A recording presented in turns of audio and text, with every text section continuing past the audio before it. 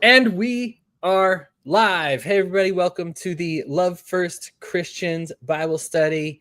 Got a lot of fun stuff to cover this week. I'm Hody Johns. I'm joined by Ben Williams and Aaron Goss.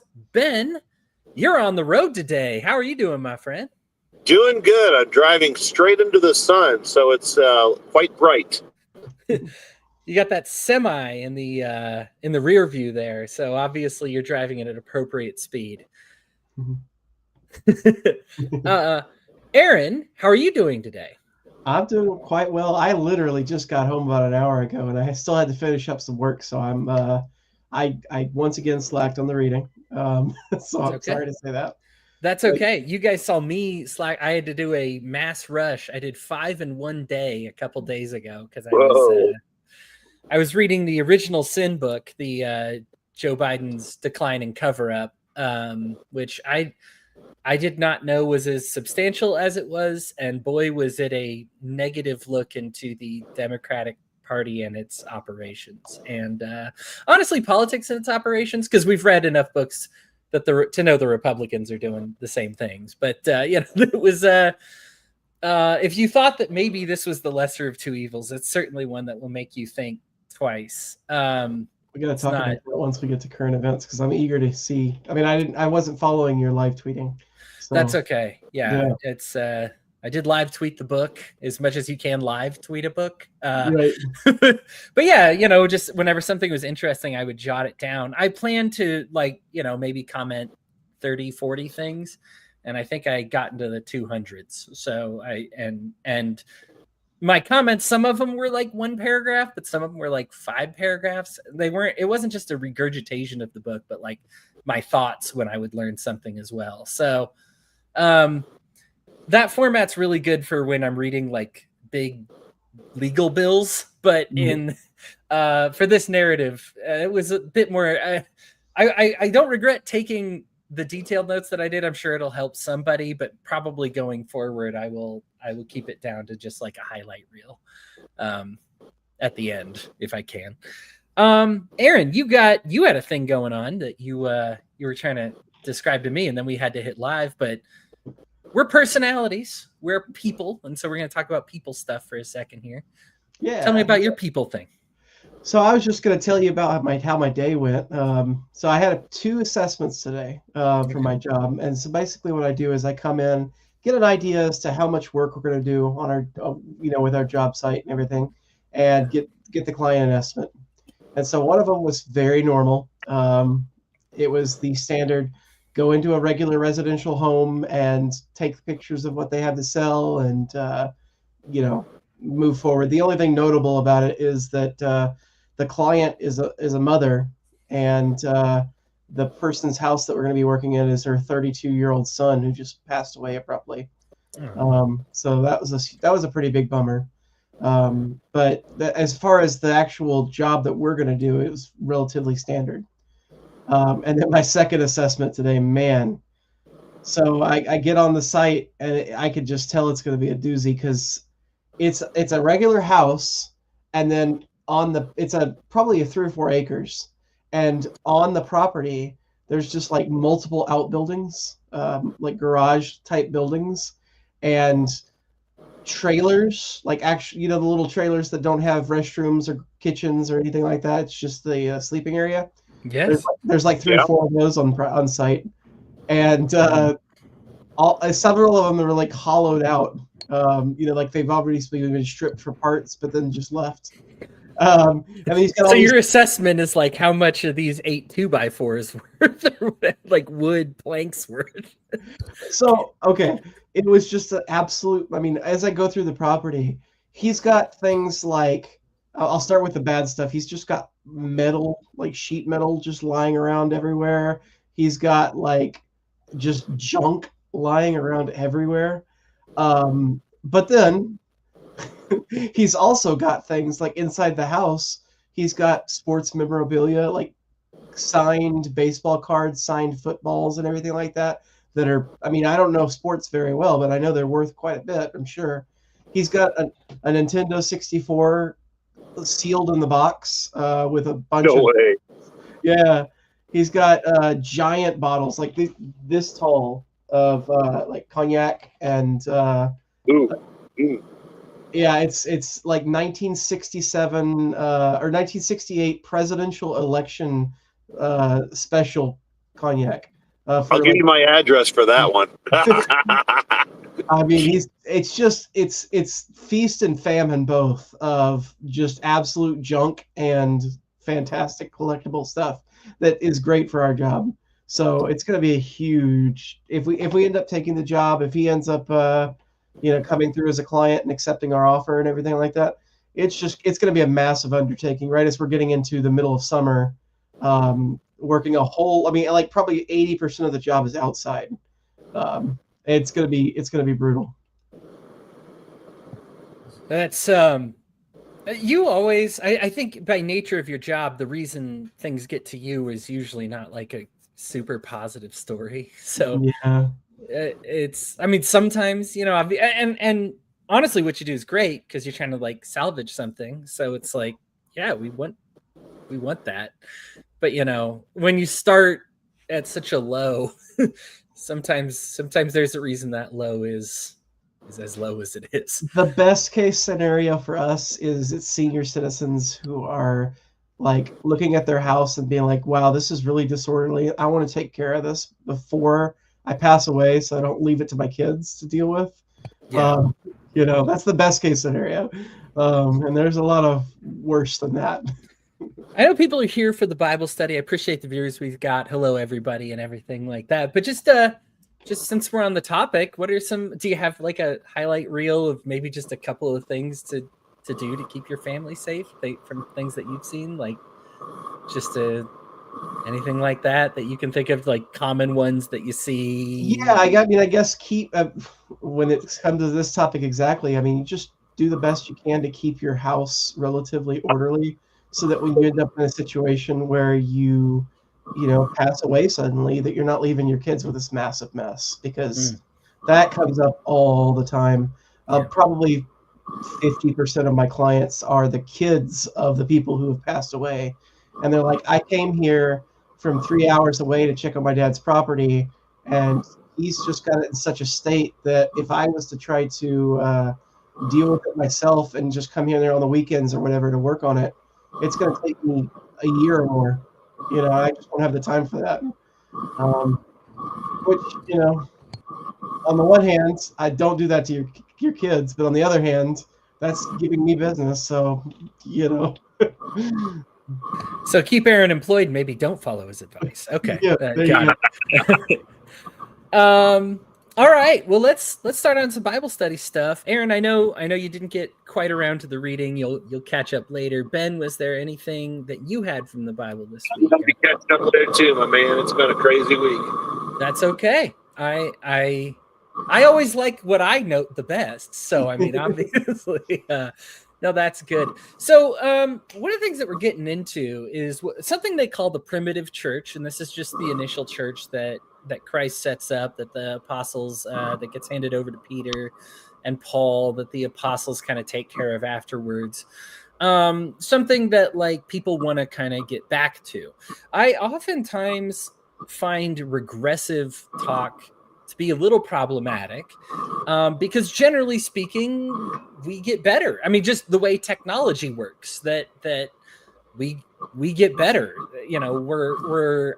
When we're looking at this era, we're idolizing a people whose like life expectancy is in the 40s or 30s. It's funny because we're like, oh man, Jesus did all this when he died at 33, and it's kind of like, well, it's about how long they lived anyhow. I mean, this is a tough time period, right? Like we are making progressions and ideologies too, right? Like we're also in an era where raping your daughter globally at this time period is not a taboo. And I am super glad that if you do that in basically even the most backwater place these days, there's people are going to think you're sick and messed up. So I don't necessarily want to, and I still believe what we've been talking about, that there are elements that you're going to find even in the New Testament. We've seen it in the Old Testament of God taking imperfect people and trying to pull them in the better direction. We read the verse last week about how Jesus was like, hey, there's truths I got that you guys just frankly aren't ready for. And you'll have the Holy Spirit with you. Those who come after you will have the Holy Spirit, and they will help you when your hearts are finally open to that kind of information.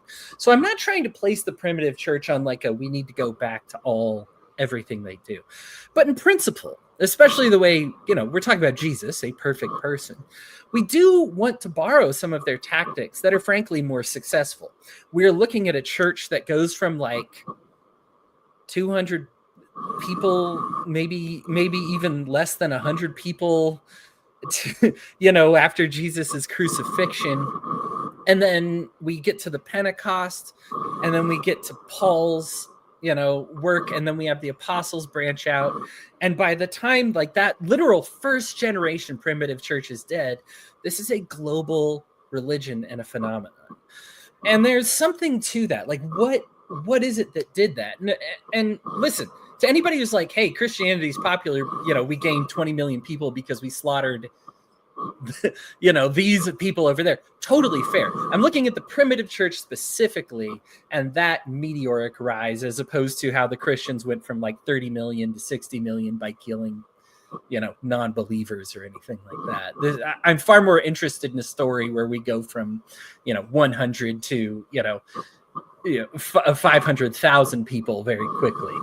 And so we get this story in Acts 3 where Peter and John decide to return to the scene of the crime and goes to the temple, the same temple that had Jesus flipping over tables, the one in Jerusalem. This is the same temple that had the Pharisees conspiring to kill Jesus. Walks right in there, calls them friends, assures them that they are acting in ignorance, and heals somebody.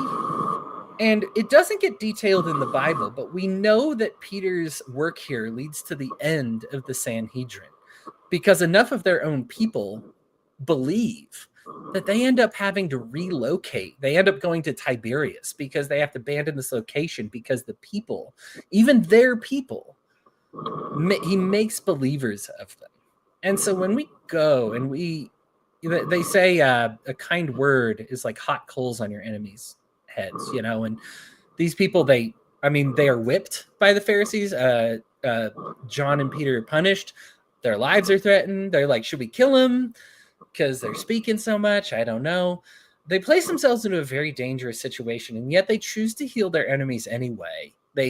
And give them the benefit of the doubt that I think a lot of us wouldn't, to say like, hey, you guys are ignorant of the truth, of goodness and everything like that, calling them friends. I don't know if we'd be able to do that for a lot of people that we have today.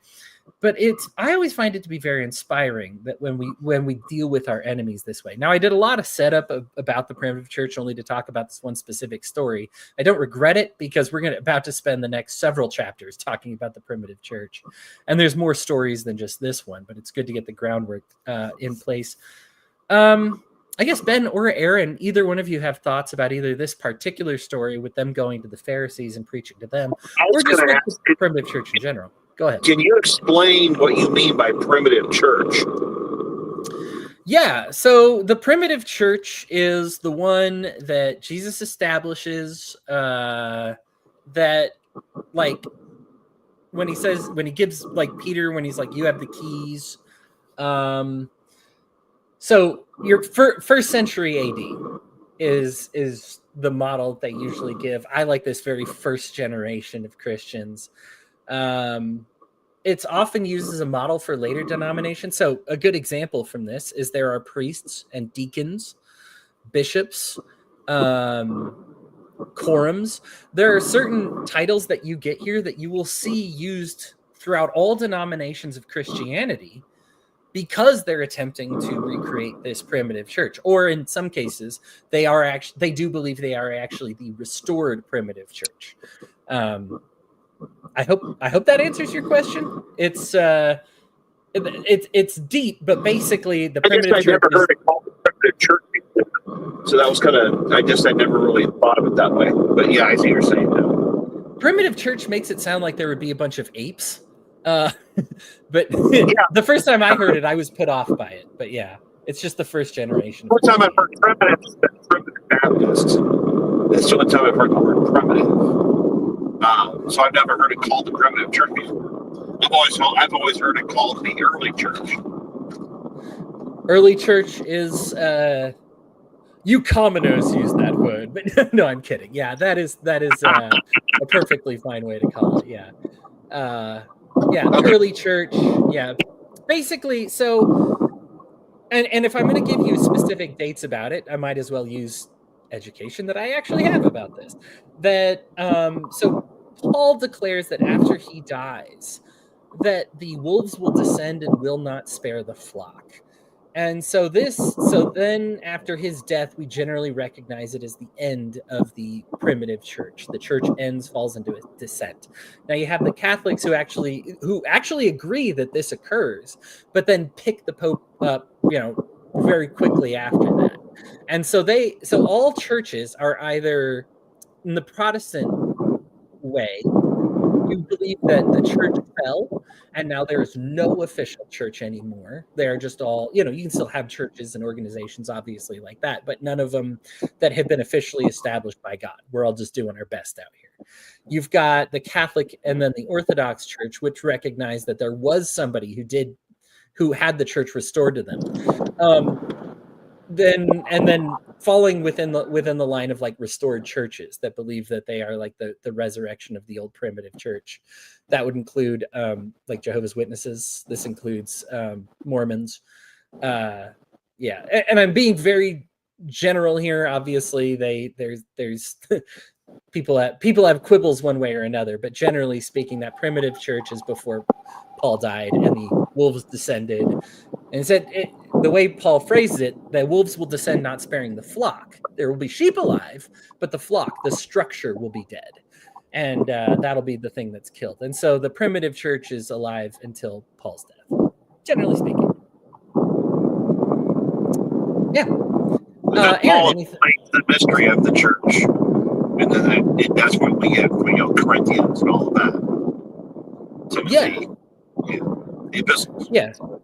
Yeah. I mean, the rest of the gospel all happened, was written prior to Paul's death, I guess. So that's why there's usually very little controversy about that. But then adding something that some apostle may have written after that point, people are like, "Ooh, I don't know."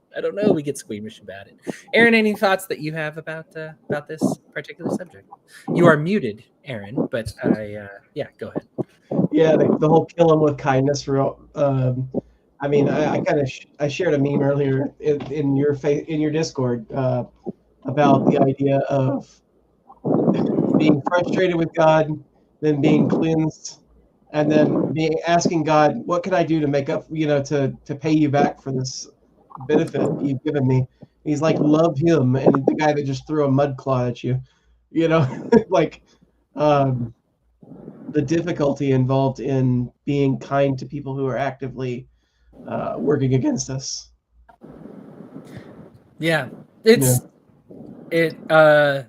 I think we've talked about this before, that like forgiving our enemies. I think I've said that that's the most difficult Christian doctrine that there is. I would say you've got if I remember right, back before we started your the Bible in a year thing, you did a whole thing on forgiveness.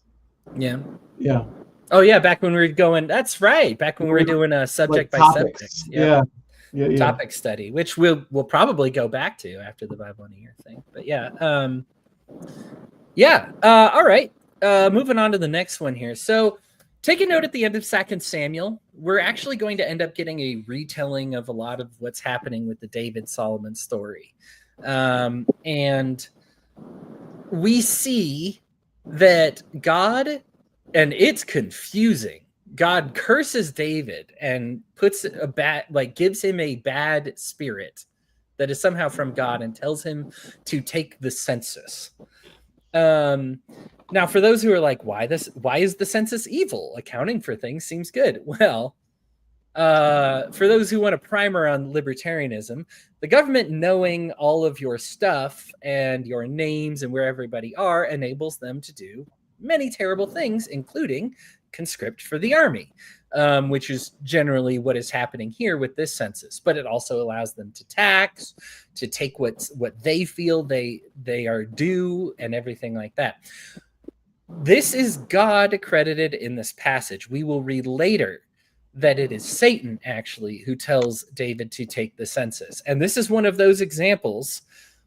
I cite this often because, one, if you believe the Bible is infallible, then God is Satan. And there are people that do believe that Elohim is Satan, or Elohim is Satan. That is, they are small, but there actually are people who will speak on this. And if you look this up, like, is God from the Old Testament Satan? You will find people that take this verse and then go, the Bible can't contradict itself, so therefore God is Satan. I don't take that view. I shouldn't laugh at it because I do welcome other points of view and everything like that. And obviously, the Elohim is credited for doing some many terrible things. But that's kind of the point. The reason I interpret this is because we have a lot of people in the Bible that are saying, God said to do this. God told me to do this. And we find out that that entity is actually Satan in this particular passage with the census. How many other passages might we have that Satan tells somebody to commit a genocide? That Satan tells somebody to break all the animals' legs and leave them around suffering and everything like that, right? Like, and so if we know that a mistake can be made like this, and this is about as opposite as two entities can be between God and Satan, that if we know that mistakes like this are made, is it fair to look at other parts of the gospel and then just be like, this might be a mistake. Somebody might have interpreted this as a godly feeling, and it's actually Satan telling them to do that. Bray, of course, is here and says, "What up, fam?" And I am actually glad he's here for this particular subject because this one is a bit juicy, and I believe Bray is, as a duelist, probably has some interesting perspectives on it. Ben, Aaron, we've kind of talked about, obviously, is this from God a little bit before? I know that this is kind of a common theme as we go through the more problematic passages within the scriptures. But is there anything that I think this one is very glaring. So is there anything that you wanted to talk about with this subject? I guess, Aaron, I'll start with you this time. Yeah, I mean, the thoughts of discernment as it pertains to whether or not you're being visited, like, mentally by the Holy Spirit, or if you're being visited by Satan. Like, I mean, as a flippant answer, I could be like, was it the Holy Spirit or was it Satan who inspired Joel Osteen to lock the doors to his church during a hurricane? Not flippant. I find that to be valid. You know, like, I'm flippant because it's so obvious, but I mean, when it's less obvious, you know, and again, it goes into the idea of free will, because if you're being visited by Satan, who we have to assume is more powerful than any individual human being, you know, as an entity. If you're being visited by Satan to inspire you to do certain things that are obviously not God's will, how much free will do you have over that if you begin to think that it's your decision to do that? You know, like, I don't know. Yeah. Ben dropped off. We had a couple of verses in Proverbs this week. We talked about it a little last week, but we had more verses, which I shouldn't be surprised. We usually have like 1 or 2 verses in Proverbs every day. So, you know, when it's like a whole week passes, it's like, well, it's 10 verses that we're reading, you know what I mean? So it's not surprising that they're in a row. But we did have, like, we started this last week, and we've got several this week talking about how you can convince yourself into a bad thing. You know, that I think the one this week said there's a path that always looks right that leads in death. You know, the path that you can argue is correct. And man, I think the census and the borders, the immigration stuff, like all that is stuff you can absolutely convince yourself of the wrong thing, right? Like that looks right. You can just say like, well, we wouldn't have a country if we didn't have borders, you know, something like that. Now, Aaron, you and I have spent enough with this issue philosophically that we kind of there's no going back to that point, you know. But I understand that, like, for some of these people, they really do feel that what they're doing is right, you know, that is genuine, that they want to see people healed. Maybe not all the people healed, but they want to see some people healed. They're scared. And so that path in their moment looks right, but it's not. And this is where we get into one of the passages that I love, because I mean, the disciples are so spot on for asking this. Like, how do we know when it's okay to lie, when it's not? Because generally, don't bear false witness, but then it's okay to lie to somebody to make sure they don't kill somebody. You know, what's the thing?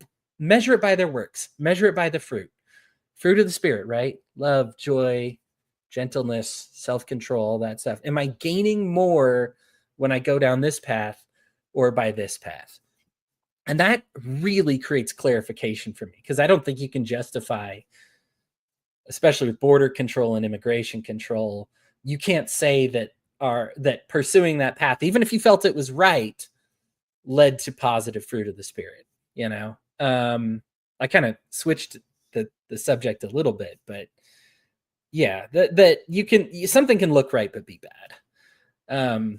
Bray says, I was grappling with this earlier today while running errands. I feel like Lucifer is the negative image / practice of the Son of Man, where Christ is positive image / practice of the Son of Man. Same being interpreted in very different ways, if that makes sense. Yeah, I need, like, to me, I and maybe it's something we should talk about sometime, Bray. I know you're deeper on this than I am. I cannot rectify, like, God being both, like, good and evil. I kind of need them to be separate entities, you know. Maybe in my head, I'll try to open my mind to it being something else, but I struggle to think that the evil. I understand that God can be responsible for it, even because he creates Satan as well. So, you know, if he's allowing evil in this world, there's that's part of his plan as well. And I'm fine with that. But as far as him actually, like, doing the evil, that I struggle. Aaron, any other thoughts? I kind of No, I didn't have any other thoughts. Okay. All right, we got one here. Kind words like honey, sweet to the soul and healthy for the body. So I like this one. And there's a couple of Ben says he lost signal. Totally understand. Yeah, he was getting a little choppy at the end. So being on the road, that's just how it happens to be. Ben, you will be missed until you come back. And I hope drive safe, obviously.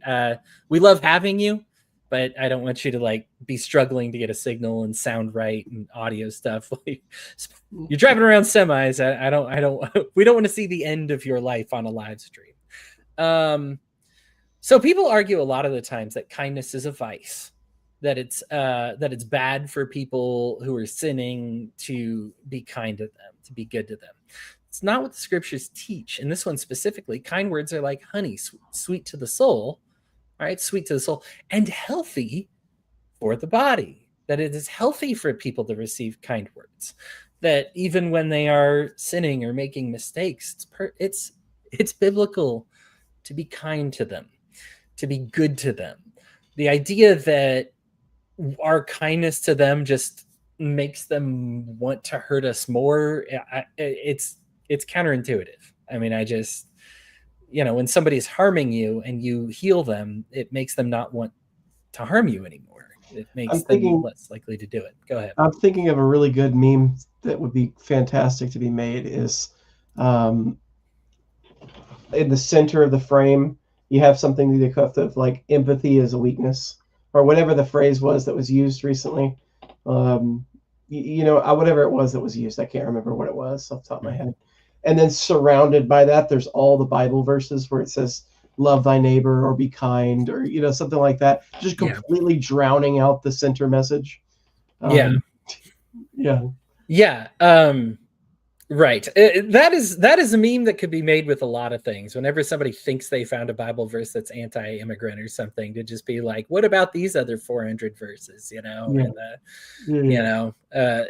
just, Yeah, and yeah, something like that where it's like, yeah, it's okay to be cruel to people, or don't give people fish, only teach to fish, or whatever. That it's like, Well, yeah, I know somebody was arguing with me like a couple of days ago that it was that God said to judge others. And I was like, and I was like pulling out multiple Bible verses where Jesus himself, specifically, like red text Jesus, was saying, like, if there's a speck in your brother's eye and a plank in yours, don't spend time, judging him based on a speck.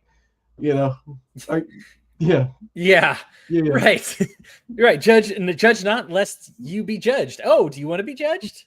Oh, I think I found a Bible verse that says it's okay for me to judge. All right, I guess if you want to be judged, Right. have fun. Go ahead and put your faith into whatever you think that is. So, yeah, which again touches on the do you know it? Like, do you know it right? Did you get the? I've used this comparison often, but like All Quiet on the Western Front, can you find a part of that book where maybe it's like, oh, maybe the war, like sending kids to war, is good? I mean, if you were to take one passage maybe severely out of context, you could maybe find a passage that makes it look like war is good, but you have missed the topic of that book. You have missed the theme of that book, and not judging is absolutely a theme of the Bible, like a central theme. If you've managed to miss that and forsake all those other verses for like whatever you think you found, yeah, you're big swing and a miss. You phrased it well. Okay. Let's see here. Okay. Ooh, this is a fun one. I'm glad you're here for this one, Aaron. All the believers were united in heart and mind, and they felt that what they owned was not their own, and they shared everything they had. The apostles testified powerfully to the resurrection of the Lord Jesus, and God's great blessing was upon them all. There were no needy people among them, because those who owned land or houses would sell them and bring the money to the apostles to give to those in need. I I love this. And this is something that I want to see churches duplicate in this time period. This idea that we're so scared to do something nice for the poor because, like Jesus said, they'll be poor always, or something like that, is totally out of line with. I like what it said. What did they all felt that what they owned was not their own. That by naturally converting to Christianity, if you've converted to Christianity, you will feel that what you own is not yours. That's a natural feeling that you will have. Now, I am not, as Aaron, you well know, I am not a communist. Some might argue, I had somebody just tell me the other day that I'm a socialist, but I phrase it differently. I'm fine if that's what we must do. I still believe in the concept of property, but I believe that if you have it, you go, I don't think that I've like earned this. I don't think that this is mine simply by virtue of whatever I think I did to get it. That I understand that a lot of people came before me to earn this as well. There's a lot of, this, that, and the other that made it so that this could happen. Life's not meritocracy. We're getting advantages and disadvantages because of where we're born.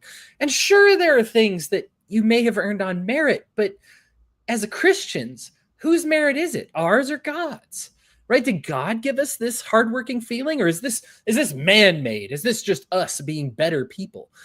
We're told that all good gifts come from God. All these good things come from God. So even if I think I earned it, that's from God. That's God putting that in me. And me saying, God, thank you for blessing me and giving this to me. But just because you, like other people, didn't get that same spiritual gift, I don't want them to suffer. I'm lucky. I'm lucky that I got this gift of hard work, if that's what we want to call it. I want to make sure that these people are healed as well. And so all believers were united in heart and mind, and they felt that what they owned was not their own. They shared it all.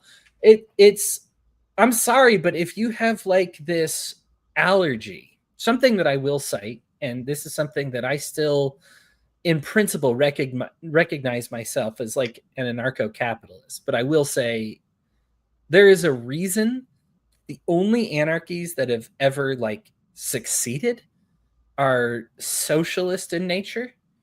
And it's not because like they're, I mean, you could even, in fact, I would even challenge you to note the ways that these societies differ from Marx, because that's kind of important. But the way that they do it is they're united with each other.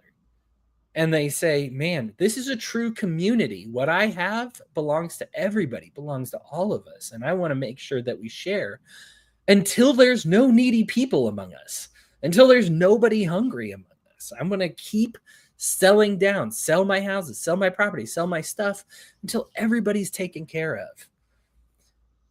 This is not a small reason that the church explodes. If there is a church that's like, hey, come join us and all your needs will be met, or even don't join us and all your needs will be met, people want to be part of that. Mm-hmm. And it's so inspiring to just be like, that's good. That's biblical. You can call it bribery if you want, but I don't like that term, because really we all should be attracted to that.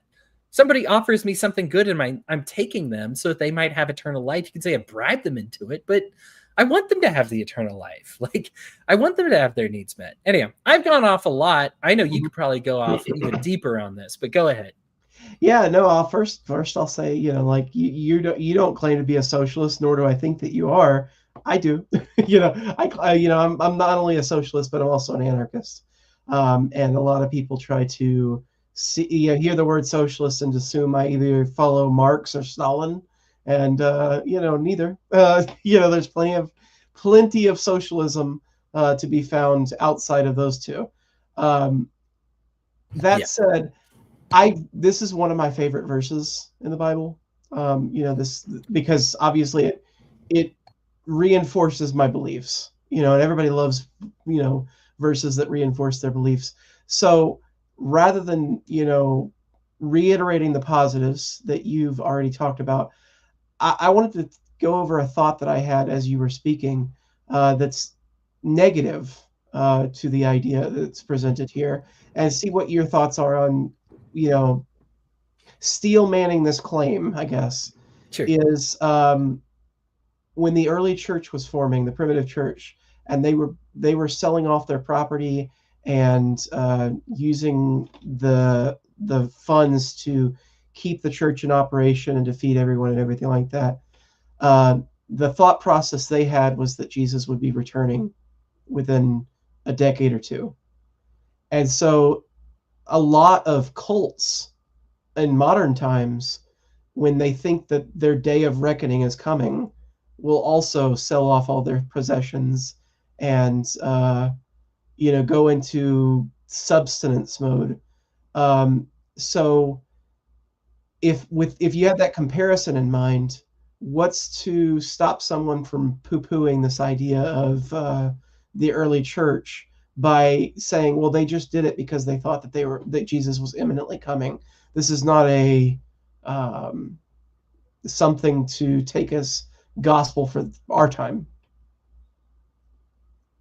Yeah, I mean, so there's an urgency factor, right? Like, I'm more likely, I think what you correct me if I don't have the gist right, but basically that if I am rich and I think the world's going to end tomorrow, selling off my house is not that big a deal.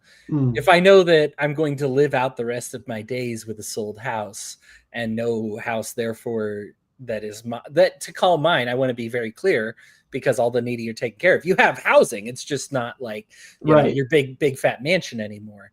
Right. That suddenly that becomes a lot more difficult to part with, right? Is that basically what we're saying here? Basically, yeah. So, and I want to be clear about this. Well, we do have references, specifically the one that, like, Jesus is like, hey, some of you guys are going to be back when I get back. That is actually prior to his death.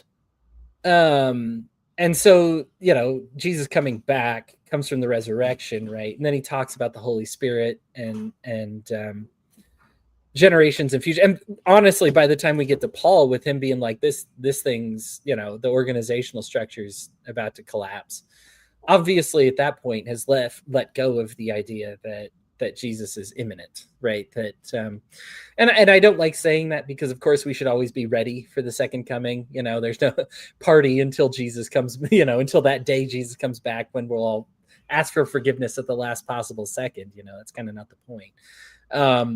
But I do think that they've somewhat let go of this idea. And I guess the way I will counter it with this maybe best is that not everybody knew Jesus that well. A lot of the people selling their stuff are from other countries. And let's remember, this Bible at this time, I mean, New Testament Bible doesn't even exist. Right. So there's no scripture to teach from. I mean, what these people teach is from, one, the Old Testament, rabbinical literature, and two, just from what the apostles say. And the apostles, I mean, we even see these people that are selling their possessions that are from other countries that have no idea what the apostles have said. They just want to be part of it. And I think this is a huge, I wandered because I kind of lost my point and I just blabbed until I could get it. And I got it again, that it looks incredible.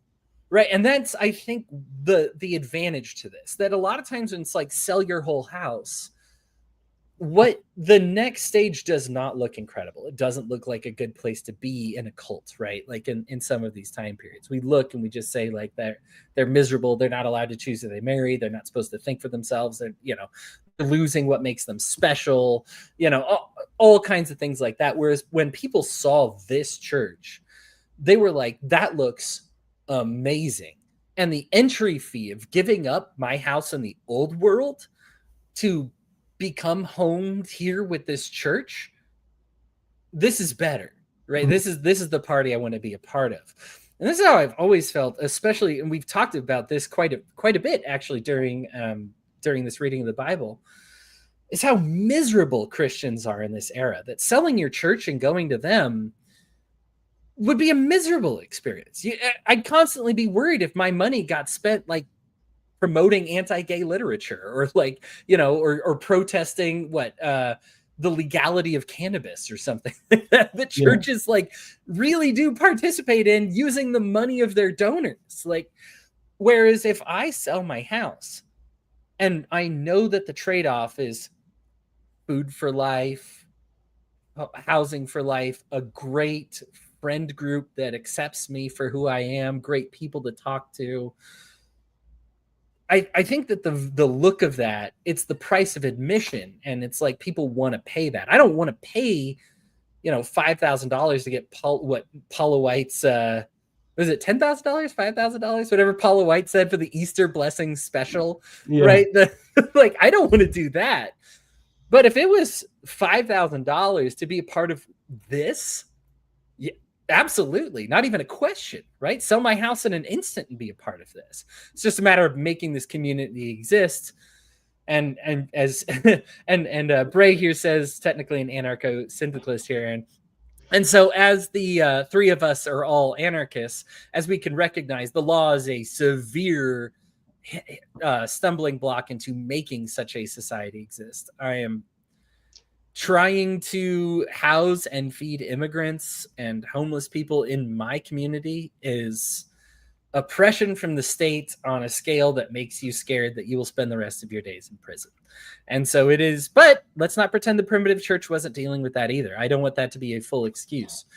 The Romans did not like people giving up their citizenships, giving up their military positions. They end up having some backlash after the biblical days because of this practice.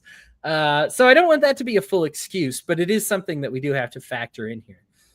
It's a matter of there being, I think we need to see enough people. It starts small. I almost feel bad saying that we need more people because it's like these guys only have like 100, right, to start off with.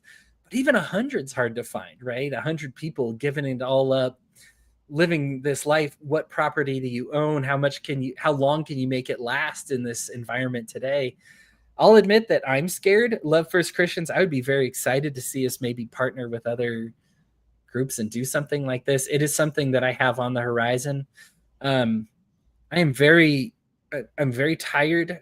I'm very busy. but I will say, after our Bible in 1 year thing, I'm thinking at the end of this year, just because I'll have some time, I do want to kind of reassess and maybe make big plans like that. We have some people. I mean, it's maybe just like 8 to 12 of us or something, but like that's a start. Yeah. And I know that we're not like, there are pockets of people like us all over the place. So I absolutely sense something like this for us on the horizon. Sorry, I kind of hijacked it, Aaron. No, I was going to tell Bray, I was like, I'm also a syndicalist as well. I just don't use the word syndicalist because nobody knows what it means. So I use socialist because everybody has their own idea what it means. So that's that's pleasant. But no, absolutely. I want to have us do something.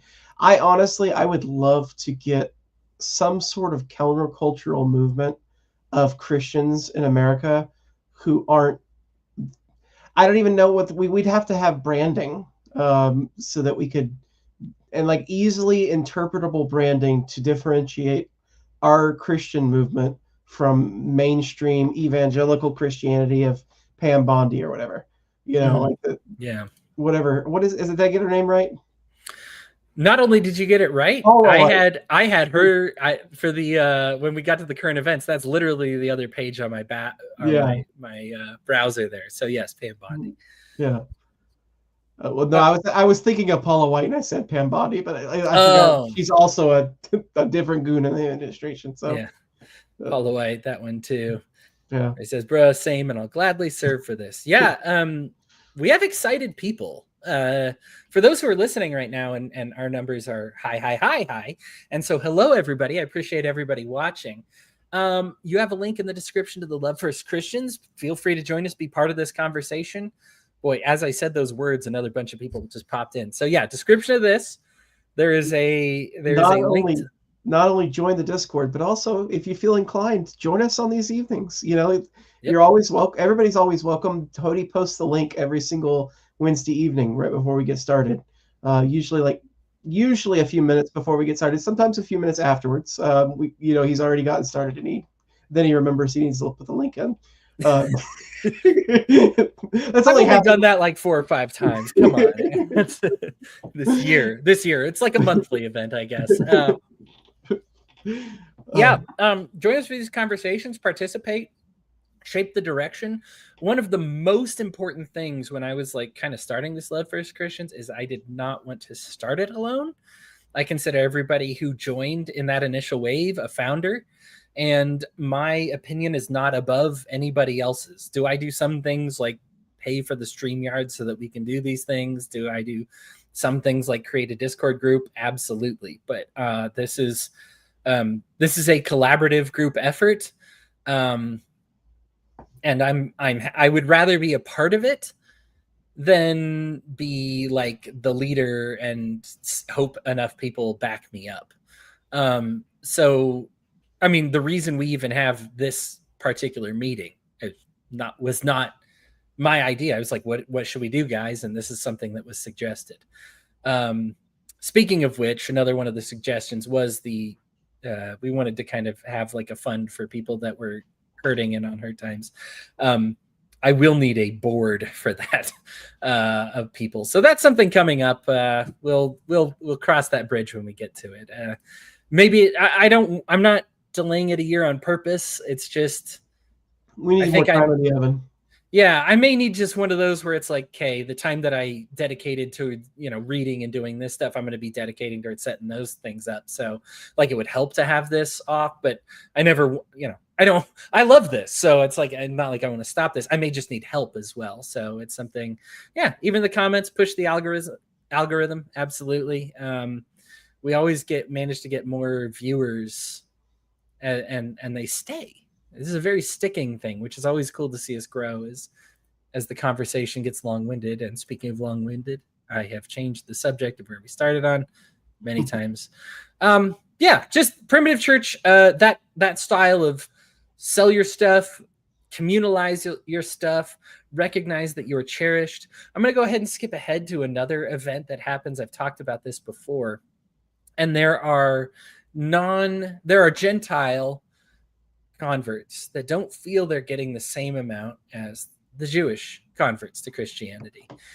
And the way the church responds to this is something that I adore, because instead of denial, instead of slandering the other people, instead of saying it's not happening, because in truth, I actually don't believe it was happening when you read it.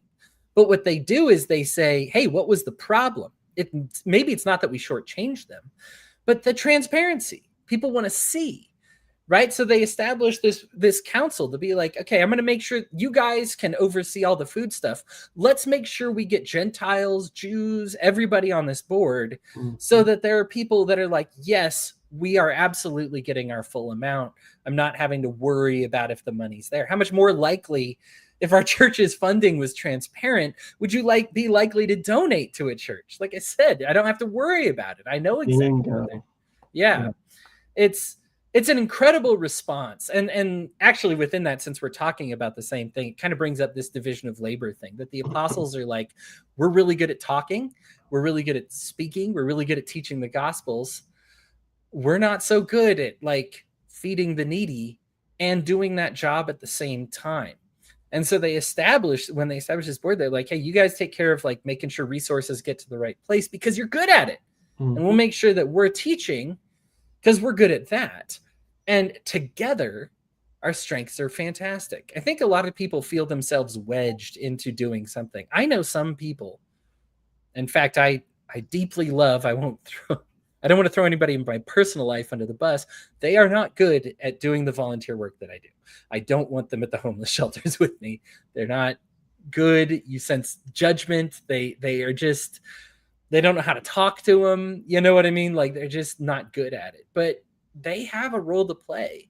They are good teachers. They can set up. I mean, even some people just, can you set up the chairs before church for us? Right. Like that's a role. I need somebody to do that. You know, how many places we have a grocery store, and I am not even kidding. And people are going to say this is disrespectful, but it's not. My local Smiths, and I want to say about 50% of their employees are mentally handicapped to some degree. And it's literally 50%. I mean, some of the checkout people, all of the baggers, I think, the cart folks, the greeters, but they can do it, right? Like they can do that. People try to do everything when they do these things. And there's some stuff that I've even said like directions that the Love First Christians have taken. Like I would love to see this. I'm like, me too, but it's not going to be my project. Like I am not good at that type of thing. And it's good for us to recognize that. If we try to walk around like we're good at everything, I mean, Aaron, I'm sure you and I both had this experience of somebody joining an argument when you're making progress that is on your side and totally sabotaging the entire conversation with their hostility or inability to message or whatever. And it's like, man, I want you on my team, but I need you off of the messaging team, if you please. Yeah, any thoughts there? No, I don't have anything to add on that necessarily, other than that I just agreed with all of it 100%. Everybody has their skill sets. They have their natural skill sets and they have their learned skill sets. And finding something that you can do for your cause that is in line with your skill sets and not going out of bounds of what you're not good at is critical. You know, like I'm not going to be joining an organization and helping contribute with hard physical labor. It's just not my skill set, you know. Sure. But I mean, there's a lot of things I'm good at, you know, and economics is like dealing with money and things like that. I'm fantastic at. So you know, if I ever did where would contribute to an organization, that would probably be one of the things that I would try to deal with is being the treasurer of an organization or something like that. I'm good at it. Fantastic. Yeah. Auditor work. Ray says financial transparency / accountability is so important to the work. Yeah. So important. Like every single time that anybody ever tries to keep something secret, when it comes to this sort of thing where it's like, it's never a good thing. It's literally at no point does it ever be a good thing for you to hide your books, you know? Yeah. I made this. You guys convinced me on this one during the chat because I made this argument that if a KKK member wants to give me money for my campaign, for me to destroy the KKK, all right, I will take your money and use it against you. But I do think that there is a point where you say, I have taken this KKK person's money, and here's what I intend to do with it. And if for some reason, you guys know, so that way I'm not in their pocket. And if I do something like beneficial to that person or change course, that's something you should be on the alert for. That even if you're still taking their money, the idea that it's transparent and I'm accountable to that people can say, okay, it's something to watch for. Let's make sure they don't do it. Yeah, it'd be like the difference between you doing that and, again, you being transparent and honest about it, and the fact that, like, 2008 baby Aaron, who's probably, where was I in 2008? 17 years. I was 21 in 2008, working for the Ron Paul campaign, and one of the things that I absolutely was like gung-ho, super excited about was defending him against all these online attacks that called him a racist and everything like that. All these newsletter arguments and things like that. That's all fake news and everything. And one of the things that was fake news was the fact that he kept getting huge donations from white supremacists. And, I would say, it's good that he should take that money and then use it against them, use it against, to promote liberty and everything like that. And I sincerely believe that was the case. And then you look at all these things that he's doing with the money, and you look at all the messaging he puts out, like when he put out a message in, I don't know, 2014 or so, talking about cultural Marxism, and it had the racial caricatures of somebody, like a whole bunch of different racial stereotypes punching Uncle Sam. Of course. That's when I was like, oh, this is the movement I'm supporting. Like this is what I'm, and that's the point in which I started moving away from Ron Paul, is like when I realized. He apologized for that meme, I believe. Yeah, but, he did. He did apologize for it. He claimed that it was a staffer that posted it, and that they had been removed and everything like that. And then I was like, okay. That was like the first thing where I was like, oh my goodness, I might be part of a white supremacist movement, and then, I was like, oh, well, he apologized for it. He said he never did it again. And then like 2 years later, something equally as bad came out. And once again, it was the staffer excuse and it getting removed, and the staffer's totally fired. You guys totally believe me, right? And I'm like, the comment that I made at the time was that if you had something like that come up and you could plausibly say, oh, it was just a staffer, I apologize, it'll never happen again, then your corporate culture, like your campaign culture, would change such that you would say to your staff, this can never happen again. This can never, ever happen again, because I refuse to have my character tarnished by this. And yet it does repeatedly still happen. I mean, with Ron Paul these days, like Grandpa Ron that's like 117 years old or whatever, and only shills cryptocurrency or whatever, it's constantly happening every single week nowadays, under his name. So yeah, it is his brand. It's it's one of those that it's like you're not supposed to be in the pool, so get away from the pool, versus people that are like constantly like dipping a toe in, and then sometimes they dip in too far and they're like, oh, sorry, and I'm like, what are you still doing so close to the pool? Why are you close to that pool? Like, everything is centered around that pool for you, and the pool is bad, right? Like, if the pool is, say, sin, or like cheating on your wife, right? To be like, well, I was holding hands with some other girl, but like wasn't like going all the way. And then occasionally you're going to have these oopsies where you do go all the way or whatever. It's like, why are you revolving around cheating on your wife, right? The problem isn't that, like, well, I guess it is that you're cheating on the wife, but your problem isn't just that you went too far. It's that you're constantly splitting hairs. Yeah. Constantly. Yeah. Right. You're constantly close. You're constantly riding that line. You're constantly like, it's just a joke, or was it a joke? Or I constantly have this happen, until finally, like, I mean, at some point mask goes off for some of these people, and you're just like, oh, they just did a cannonball into the pool. Like, and it's not a surprise because we're constantly around the pool. And again, if there's like the bad pool, the sin pool, and the God pool, and you are constantly like your toe dipped into the sin pool, well, I know you're not close to the God pool, right? Like we're like at this point, I'm just trying to get you to not fully cheat on your wife. Right. Whereas what I'm supposed to be doing is talking about how to build your relationship with your wife, right? But you're not doing that. You're just constantly skirting the minimums of like, did I dip a toe in too far into cheating? They call it like thick versus thin, and I guess that's what makes me like thick is like I'm not just trying to see how close I can get to that pool without going in. I like this other good pool, but being in that pool necessitates me not even getting close to the pee pool, right? Like I don't want to be close to that one. Yeah. No, we're 100% on board.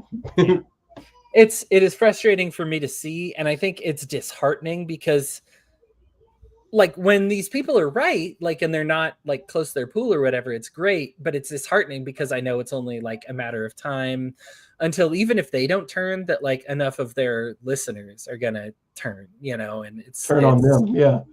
If they don't constantly keep the chum in the water, then they're gonna lose their audience. Yeah. Bray says money is the root of evil. I believe love of money is the root of evil for splitting hairs, but I understand.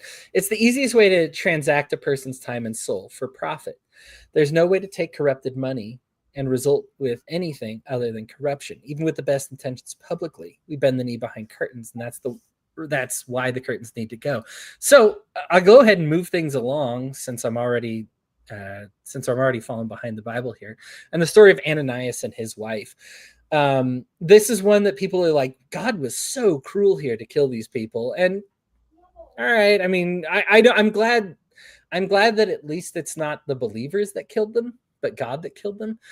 But it is something that I do think like God is showing exactly how important this financial transparency and honesty is. Now, the irony with with Ananias is he could have given half his money and say, I gave half my money. And they would have been like, woohoo, thanks. I mean, they tell him or he could have kept it all. And they would have been like, we have believers that haven't sold all their stuff yet. If that's what you want to do, right? Like you're allowed to have your stuff. It's the idea that you sold it all, or you said you sold everything but you kept some half for yourself, right? Like and so the idea, and I think it shows that kind of the poor place Christianity is in when we kind of balk at this verse, that it's like, well, hey, at least they still gave $1 million. What, you're upset that it didn't give $2 million? Like, well, the problem is that they said it was like this over the top virtue, and it was really just a drop in the bucket, and so it altered the way we saw these people, that they wanted to become idols. They wanted to become icons. And how often do we see Christians that give 1% of their money and demand that they become rock stars for it? That we're like, oh my gosh, can you believe that they gave $250 million to this charitable cause? And listen, I'm glad, but let's not pretend that they're rock stars, right? The idea is the veneer over it needs to be one of, this was a small pittance that you're getting, and I can say, thanks for the small pittance, I'll take whatever, versus saying, I gave so much, and us being like, wow, you really did give so much. Praise be to you. And in reality, it's, not even close to what they said. 1% of this wealth. Yeah. Your thoughts on this one? That's kind of all I had for this. Yeah. I mean, I don't know if I can add anything what you said. Basically, it's the story of it's a parable that Jesus tells about the rich man that comes in and gives a certain amount, and then the poor woman who comes in and gives like 2 copper or something like that, 2 pennies or whatever. And which one gave more or something like that. And the rich man gave what he could easily afford, and the woman gave everything she had.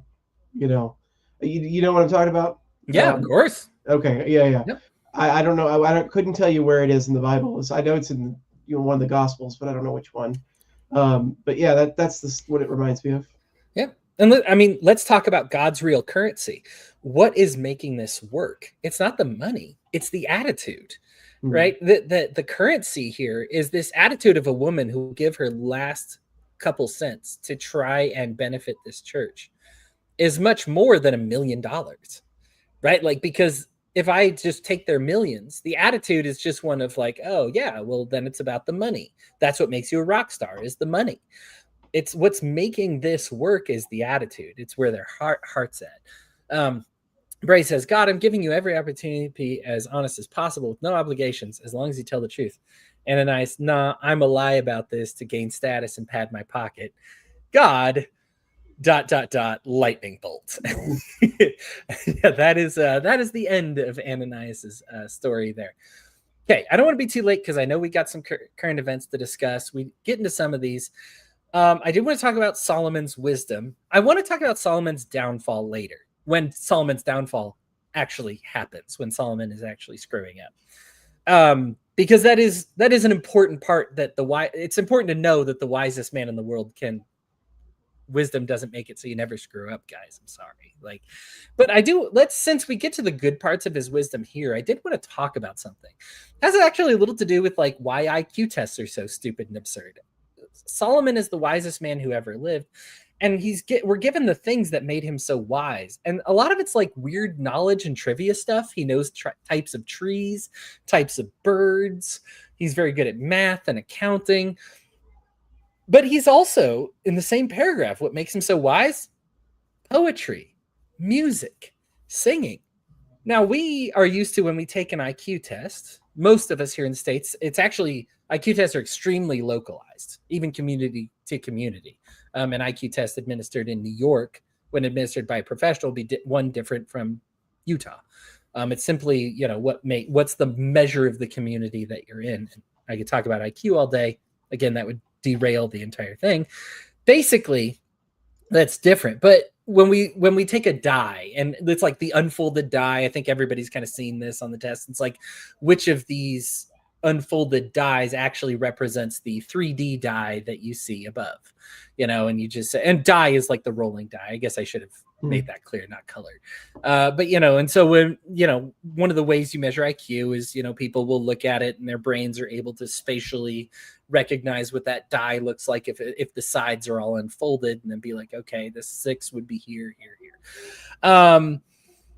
But how is that any different fundamentally than if I give you a scale that the next note in that scale? Da, da. That's just as much of a pattern as me going 1, 2, and then leaving it blank for you to say 3. Right? This is elements of knowledge, elements of wisdom. And Solomon is not just mathematically gifted, but we see the full space, that wisdom, that godly wisdom embraces. And it includes emotional wisdom, poetry, music, sounds, things like that. It's half right brain, half left brain. And we're always measuring all left brain, no right brain. God is emotional. Those emotions are good and beneficial to him. As much as God is also left brain smart, he is also right brain smart. It's just something that I wanted to throw out there about the wisdom of Solomon, in addition to all the rest of it. We often overlook that because we just tend to think of God turned him into a computer or a calculator or something, which is not at all the case. Right. Aaron, your thoughts? Yeah, no, it's the difference between book intelligence and emotional intelligence. He had a well-rounded beliefs, or well-rounded knowledge. Yeah, good for us to be well-rounded. Last one, and I would be very negligent if I missed this. We got to Stephen, and we got to read both his speech and his death in this one. Stephen is one of the ones who is selected. Now, the funny thing about Stephen being a speaker is he's actually not a speaker. He's one of the food people. And he is healing and doing good. And he is accused falsely, might I say, but of teaching against the law of Moses. This is something we're about to see a lot of through Acts and Romans, because it's a huge division between the Jews that go Christian and the old, the ones who follow the Pharisees, right? The old Jewish faith versus the new Christian faith. And Stephen gives a long speech that actually kind of summarizes the Old Testament, hits the bullet points on it. A lot of us are reading it. It's what is the point of all this? First of all, Stephen's not a speaker. That's not his job. But he does it to show that he knows what he's talking about. He doesn't hate the law of Moses. This is not the point. But what he recognizes is Stephen actually recognizes and points out an inconsistency within the Old Testament. I lost my place, but I wanted to find what he was pointing out, and I apologize. Stephen is pointing out, in fact, another verse that we read this week, the idea that God lived in the Temple of Solomon. And he points out a contradiction, because there's also a verse in Isaiah that says, heaven is my throne and the earth is my footstool. Could you build me a temple as good as that? Asks the Lord. Could you help me? Could you build me such a resting place? Didn't my hands make both heaven and earth? So God in the Old Testament both says that he lived and resided in the Temple of Solomon, and that there's no chance that he could reside in the Temple of Solomon because no throne is as good as heaven. And he is not, he built heaven and earth. He is infinite. He's not like contained to a physical location. Stephen is like, we have to reconcile this somehow. And he cites the Holy Spirit. He's like, this is why we have the Holy Spirit. Which of these things do you think is true? And the answer, the reason he went with this versus many, many others that we talk about, is because it's common sense. When the Temple of Solomon was destroyed, did God die? Right? Like, did he perish? Or maybe, can we search the Holy Spirit? Maybe even just a little common sense, maybe, but Holy Spirit, and I like the way he phrases this, and he's like, actually, it's probably more likely that God didn't live there at all. And this is what Stephen is saying, is that it's like, you guys are placing these importance on these technicalities and these verses and these right things. I'm the one who actually loves the law of Moses because I care enough to have this conversation. I'm trying to iron this out. I'm trying to make this make sense. You guys are looking at things that contradict, and you guys don't care. You just side with one or the other and throw the other one out entirely. And maybe I'm trying to say, like, well, maybe it was a sacred place. Solomon dedicates it to forgiveness. There is such a thing as holy ground, but maybe God didn't like live there. Like that was his physical mailing address. Right. Well, I get so fascinated with apologetics that are more than just do whatever is bare necessary to cover up whatever the contradiction that you're trying to address is. And apologetics that are focused on like actually thinking things through and coming up with rational and ethical solutions to issues.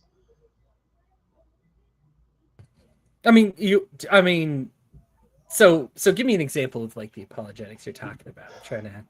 So I mean, just like an argument an atheist can make to discredit the Bible. An easy solution would be just the first argument that comes to mind that superficially addresses the atheist's argument. Or even worse, when they just straw man it and don't even really address the argument that the atheist is making. And, just rely on very frequently just ad hominems, like discredit the atheist and then just move on without addressing the actual point that they were putting out, which is very common in, like Christian circles and everything. But then the apologetics that I like is the ones that like dig into, to pull an absurd example. And I don't have I don't have a specific thing here, but like You're right. Could God create a rock so heavy that God couldn't lift it? Whatever, right. Like an apologetics that actually goes, okay, let's look into it, and like treat it with the obviously in this case it's a deliberately sarcastic thought exhibit, so it's not really a good one to it's a poor example, but like some like a common atheist example where they actually dig into the Bible and they come up with an answer that they find to be compelling logically, that doesn't just blow off the atheists as if they don't matter. I don't know exactly what I'm trying to say. No, hopefully people understand the gist of what I'm trying to say. Sure. Yeah. Address what they say. That I think, I was talking with a friend recently and was like, what about the closing window argument? This is an argument given from Charles not Charles Darwin, Richard Dawkins, somebody who I don't particularly love, but was like, can't you see that we are like Christianity is going down, right? Like the window is closing on it. And so with every new discovery, you have to further rationalize something within the Bible. And so that, he's closing. And while I have pushback against that, I do want to acknowledge that just from a common sense perspective, I understand why it might feel that way, right? Every new discovery, it's like, oh, now all of a sudden this thing in the Bible has a big hole in it. Now all of a sudden this thing in the Bible has a big hole in it. Of course, I could get immediately defensive and note things that we've discovered that actually prop up things in the Bible, right? Like things that we discover that we're like, oh, hey, that's kind of cool that that's in the Bible. Like, I think that these science and theology not only should be friends, but need to be friends. The Bible says that the greatest joy is that you walk in truth, right? Like, we should understand what is truth. That is, we live in this world. We live in a world that is true. We should care about what is true as opposed to what, believe. I mean, faith itself is the evidence of things unseen. And so people focus on the unseen part, but faith is actually evidence. Faith is grounded in evidentiary things. I might not be able to see an effect, but I can observe what happens when I put it into action. And if us putting the doctrine of the Bible is not true, if all of a sudden, if I were to love my neighbor and it leads to the Holocaust, then the Bible is wrong, and that's important. We should focus on that. We shouldn't be so adverse to evidence just because we're scared of it or, whatever it might be. Yeah. Okay. There is a lot of current events. Aaron, is there one in particular that you wanted to start off with this week? I wanted to talk about something that just happened today. Yes. So it's probably not even on your radar. I'll look it up. David Hogg getting removed from the DNC. I saw this procedural problem, and they're going to do a revote, right? But I think he was voted out badly, if I understand. If I'm not mistaken, he got straight up removed today, and it's hard. They claimed that it's because of diversity practices or something like that, but it's hard not to connect it to the story that just came out either yesterday or the day before. Did you happen to hear the leaked audio of Martin, the DNC chair? No. Yeah, honestly, it's only a couple of minutes. I think it's less than 5 minutes. It might not be a bad idea to just play it live on air. Politico was the one that dropped the story. All right, DNC chair Martin, Politico. I have the audio. I'm going to go ahead and share this tab. Can you hear that? Look, yeah, it's a minute and 50 seconds. Does that sound right? Yep, that sounds about right. All right, let's play it. Awards, and we're all trying to change those for sure. But the longer we continue this fight, the harder it is for us to actually do what we all want to do, which is make a difference in this country again. So I deeply respect you, David. I too was looking forward to working with you, but this has created a situation, and I'll be very honest with you, for the first time in my 100 days on this job, and Jessica knows this, the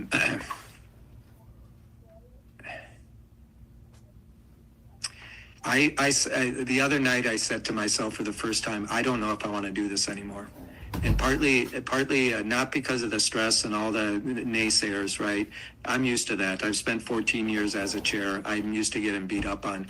But, this is really everything, from this election, this credentials report, and how Malcolm's been treated in this, to, the fact the election itself, how Shasti and Gina were treated in this. I'm just quite frustrated to be in this position, because what you've done, whether you like it or not, or know it or not, David, is no one knows who the hell I am, right?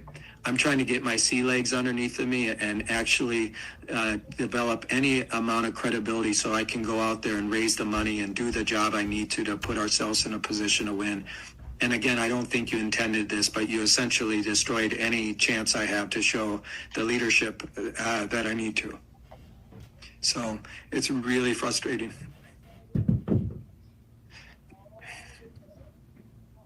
Wow. Jane. Okay. Oh, he's in tears at the end of it. He's in tears at the end. It is revolting. As part of I mean, All right, tell me what I just heard. I don't. You're hearing Ken Martin, the Uh-huh. DNC chair, laying into David Hogg, the DNC vice chair, over the fact that Hogg has aggressively, okay, so just starting with, everybody knows David Hogg is the anti-gun guy. Yep. Like, that's the one thing that everybody knows about him. And I pretty much despised him on those grounds because I'm a very strong gun supporter. And so all I knew about him was the gun thing. But he's a multifaceted person. He's a human being, so he's got nuance. And so, yes, he's very anti-gun, and I don't like him on that front. But almost everything else about him is fantastic. He's a strong progressive voice, and he wanted to reform the Democratic Party and the DNC to be more progressive and more accountable, and less cowardly. Wow. Like less Nancy Pelosi, Chuck Schumer, and Ken Martin, and more like responsive to the youth of the nation, and more responsible to be a opposition party to the Republicans rather than just being a Republican light party. And he was probably the most prominent Democratic voice outside of the political system, like not like elected candidate, but he was the most prominent, like, progressive political voice. And they just snuffed him out because he's not 80 years old and repeating everything that, Nancy Pelosi says. What did he say? I have one quote from him that says like that like on with Charlemagne the God. Is that the quote they're talking about? Yeah, that's where we have a culture of seniority politics that has created a litmus test of who deserves to be here.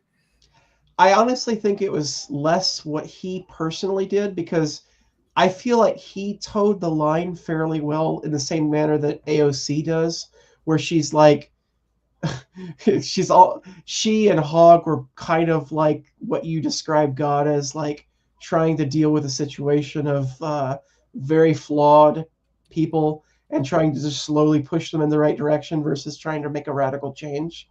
Like, he's not a particularly radical individual, but even that slight bit of push, like that slight bit of we could be better, was enough to like rally a whole bunch of people behind him that championed him. And I think that what they perceive as the mob was so much so that he was ousted. He was basically like, you are not compatible with our continued existence of a party that does nothing. Like, we want to take on ineffective Democratic incumbents. Apparently, that was his main problem. Okay. Yeah, that is one thing. No, that's true. He did specifically say that he was going to primary ineffective Democrats. Yeah. Like, he was going to create he was specifically going to function. Like, I would think that would be the appropriate thing to do as a DNC chair or vice chair. Like, that is the goal. If a Republican said that they like rhinos, we're going to primary all the rhinos and get them and replace them with people loyal to Trump, nobody would have any problem with it, because that's exactly what that's exactly what GOP does. But the DNC and the DNC, to the extent that you could even call it leftist, I'd quibble with that, or whatever. Leftists are inherently not conformists. Like, we don't fall in line. Like, we're cats that can't be herded. And these politicians, these center-right politicians that own the DNC and all of the processes and everything like that, hate it when we don't fall in line. You're supposed to fall in line behind Nancy Pelosi and Chuck Schumer and Ken Martin and everything like that, and behave. Hakeem Jeffries, you're supposed to just behave. And honestly, if you're raising such a ruckus, and you need to step in line and behave yourself. And obviously, you can't have a leadership position if you can't do that. You have to know your betters. We have to elect as our presidential candidate every 4 years somebody that's at least 83 years old, our leader of the party our leader of the speaker for the House has to be at least 76 or whatever. You know, she handed the gavel to Hakeem Jeffries, right? Pelosi did. Yeah. I'm being sarcastic. Hakeem Jeffries is not that young or not that old, but it's just he's completely ineffectual. Like he's you've got two parties to choose from if you go within standard electoral politics, and it's the overtly evil one, or it's the passively evil one, like the polite evil one. You know, it's exhausting. And So any attempt to reform it is just crushed. yeah, let me see if I can find my post here on the page. It's loyalty. So I in keeping with this, in keeping with what you brought up here, let's go full rip on the DNC. I just read Original Sin, and you know what? We dump on Trump a lot. Yeah. I think everybody knows how we feel there. The DNC and Joe Biden and that I would have a tough time arguing that Joe Biden is a better person than Donald Trump. And I'm telling you this as somebody who knows that Donald Trump is a sexual assailant, somebody that knows that Donald Trump is corrupt, that he is a liar, that he breaks his pledges and everything like that. For those who, now I don't think many people are going to find out too many things in Original Sin. If you hate politicians, this is nothing new. Honestly, it's why I assume Jake Tapper is just like, yeah, I know how politics works, and this is what it is. I think most people don't know as much as they need to know. The DNC specifically is despicable. I mean, what they will do. I'll just give you a good example. So one term that they use is just called snookered, where they have an identity group, and they use the term snookered for them. And they'll just say, we have these people snookered, so they're going to vote for us, so we don't have to worry about them, right? Like they're going to vote who they are. And Black women was a huge part of this, like the conversation. Is they're like, we have Black women snookered. They don't care how bad our policies are for them. We don't need to care. We don't need to do anything that actually functionally helps them. We just need to talk about like Black women being good. Kamala Harris was selected for something that people knew is Harris ripped on Biden, talking about how bad he was during the primaries. Biden did not forgive her and never forgave her. She was forbidden from attending. One of the reasons actually people will note she declined to like make border appearances and stuff because she's like, I'm not going to do that. The rationale for that is because she was not permitted to do anything positive with Joe Biden. She like all things that like Trump would have Pence attend, Obama and Biden would attend together. She was not permitted to go with Biden. They wanted her in the background and simply to just say the thing, say the loyalty role. They said specifically, they're like, we only care that we maintain that Black women be snookered. And Kamala Harris is a great way to do it. And then when we had the primary vote come up, they were like, okay, we need to keep Black women snookered. Here's the problem. And the DNC just would say this outright. If we have an actual primary, Kamala Harris is dead. Like she came in dead last time out of 16. She dropped before the very first primary. She was scary. She's outrageous. Kamala Harris herself is as bad again right there with Joe Biden and Donald Trump as far as being totally evil in her personal life. And so they were like, we can't, if we have an open primary, we may risk fooling Black women anymore. Mm-hmm. And so we need to make it so that she is our selection, because even though, and this is unbelievably also true, which I want to say Black women in this book deserve a lot better than the DNC. And let's be honest, they deserve a lot better than Republicans too. I mean, this is the whole thing. But the whole thing about it was, do we put her up, even though she's polling worse than Biden, even with the senility issues?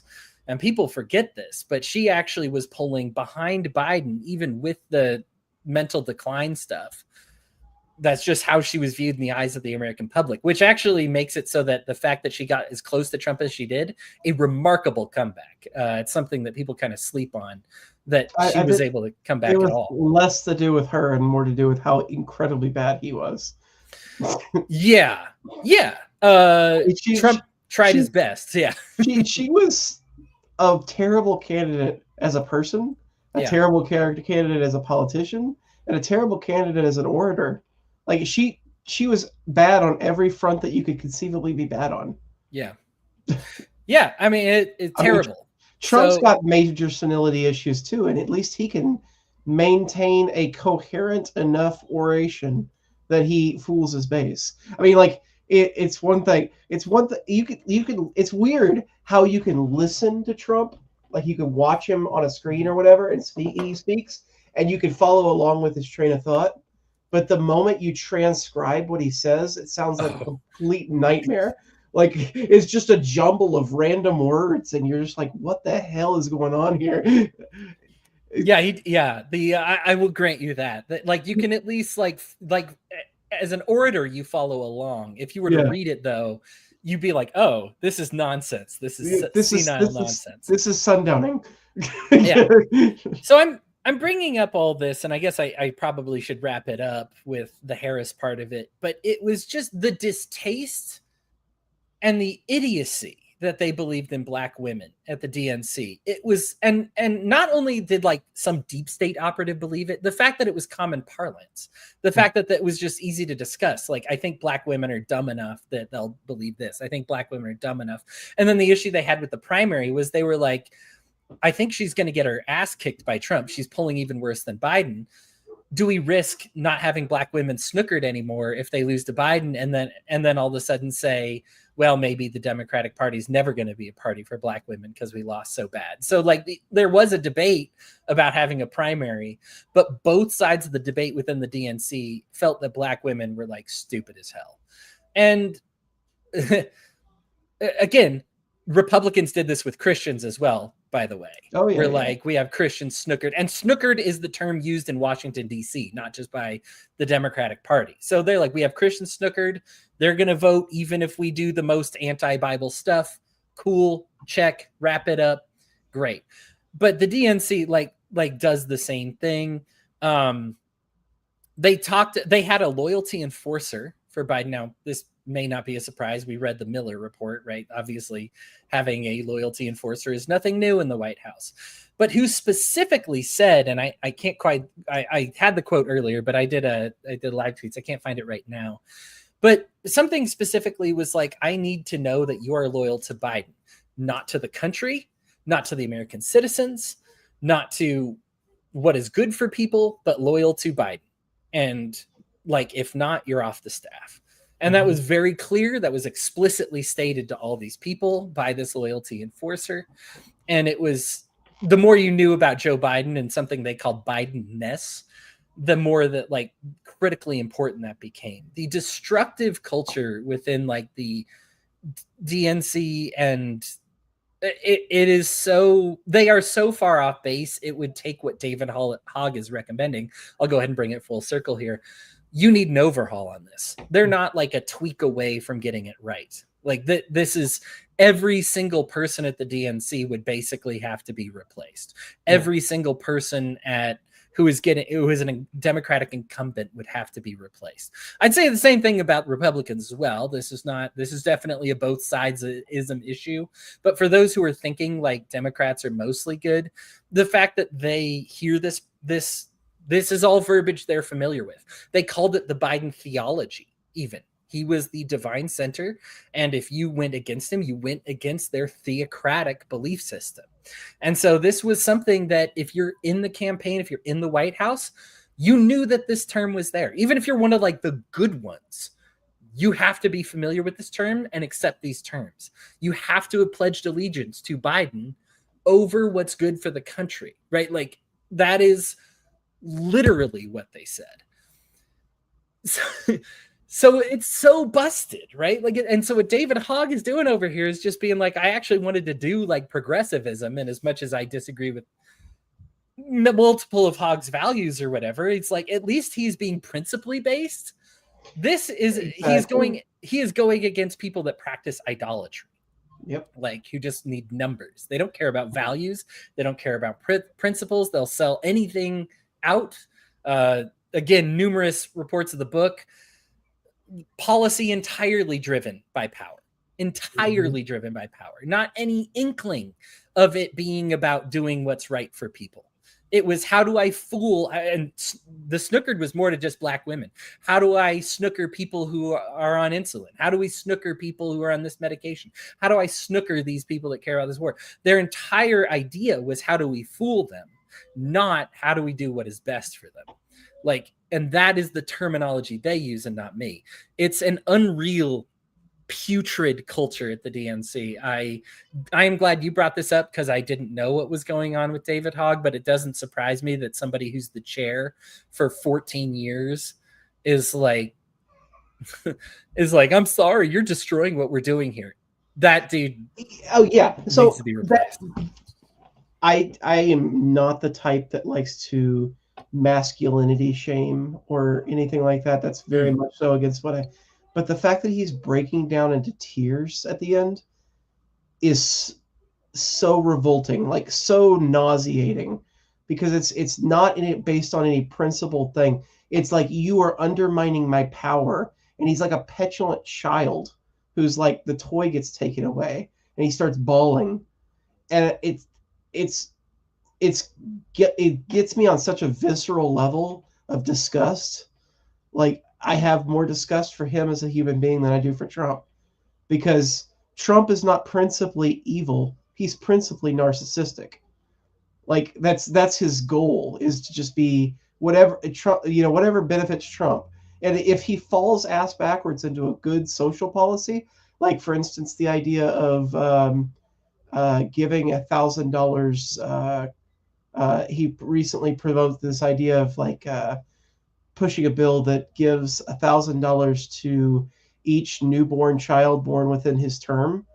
Like, that's, I mean, you may not think it's huge, but like the fact that he, like $1,000 per child put into like an IRA or something like that for their college, or something like that, that's a pretty good policy.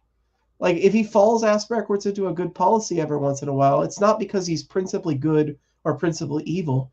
He's principally whatever benefits Trump.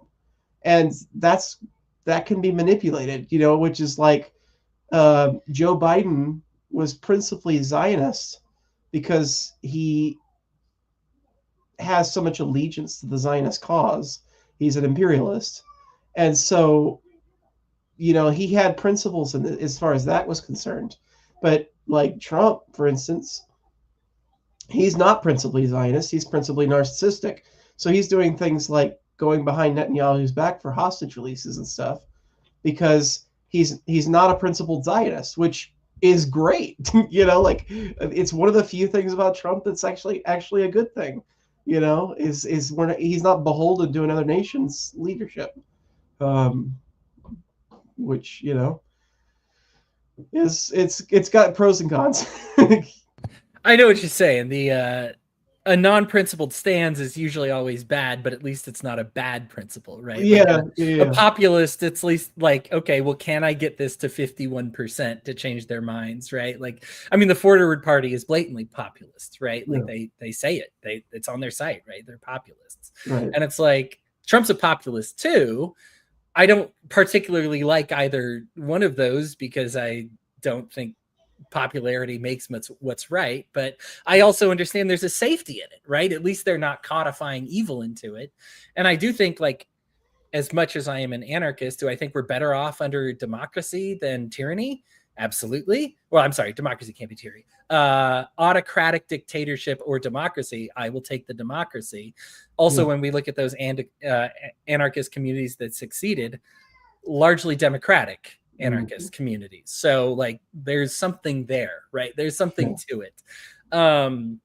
Yeah. So yeah, I went maybe a little deeper than I should have. No, we can continue to rip on the DNC. I hate these. No, I think I've got most of it out.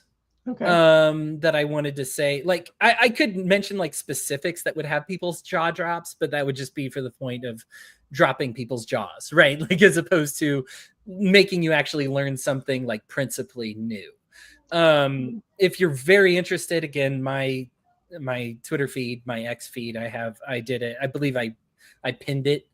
So my top post is, you can see, like, if you want to read like 200 plus comments of things that I have and things that I read and my thoughts about them. I plan on doing that, and I hope that Yeah. everybody else does too, because I'm sure it's going to be good stuff. It was written by Jake Tapper, who was somebody who did a lot of defense for Biden. I actually thought it was going to be less bad than it was. And I honestly would like recommend it to anybody who, if I wanted to stop them from joining like the Democratic Party, this would probably become like my number one book, because it's like by a Democrat about Democrats, somebody who still like kind of believes in them himself, but understands the ugly, like the fact that he knows that, oh yeah, this is just politics, like just shows what a not political creature I am. I guess it's just like, it's so disheartening for young people, like who are getting into politics. I mean, it's disheartening for us too. So I'm not, but specifically for young people who are so idealistic, and then they see somebody like Hogg, who is a young up and coming like person in the face of the movement, and getting completely shut out by these octogenarians. And like, it's going, I feel like there is going to be unseen and unreported ramifications for this incident 6 months down the line, where people start taking more and more violent actions, like we're seeing in LA or whatever, as a result of the fact that what can you do as a young person electorally? You can't join the Republicans. They're overtly evil. You can't join the Democrats. You're going to be stymied, until all these octogenarians die. And the country is getting worse every single day, while these two fight it out over like irrelevant stuff in the long term. And, and there's no third party that even remotely stands a chance. So like, what do you do electorally? And if you can't do anything electorally, then what do you do non-electorally? And yeah, I mean, the ideal circumstance would be like form mutual aid societies and join food banks, and volunteer your time building houses for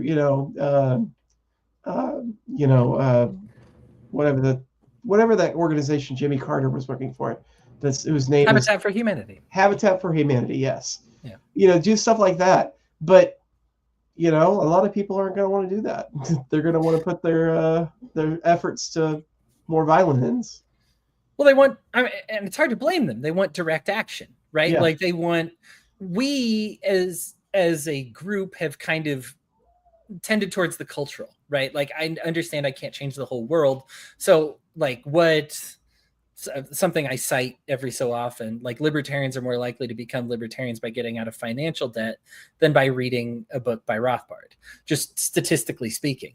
So you don't, like Christ made Christians of people, and we're told in Matthew he didn't preach any scripture to them, and yet made Christians of them because he fed their needs. And that healing process led to their Christianity, as opposed to here's some words, you need to believe them or you'll go to hell process, right? Like that was Jesus' way. It's a lot less satisfying though.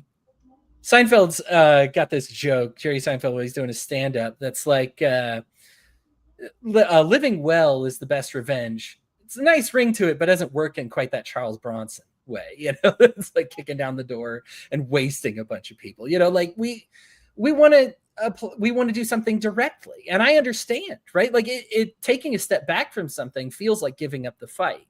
When I talk about cultural stuff, even on my own ends, it's hard, right? Like to talk about just being like, yeah, make sure that your kids know that they're well loved, and that's the best thing you can do for liberty right now, right? Mm-hmm. Probably will do more to change than breaking in the door of some political convention and killing a bunch of people. But the other one feels more important, feels more necessary, feels more timely. It's not as satisfying to take care of your kids and make sure they're well fed and well loved. Now I'm right, right? Like the Bible's right on this one, but certainly it feels less direct. And I don't blame people for wanting direct action. So that I wanted to talk about the ICE raids a little bit. Yeah. And there was somebody who actually commented, "Are you a hero?" and asked on the X feed, "Is there a good way to criticize Palantir ethically?"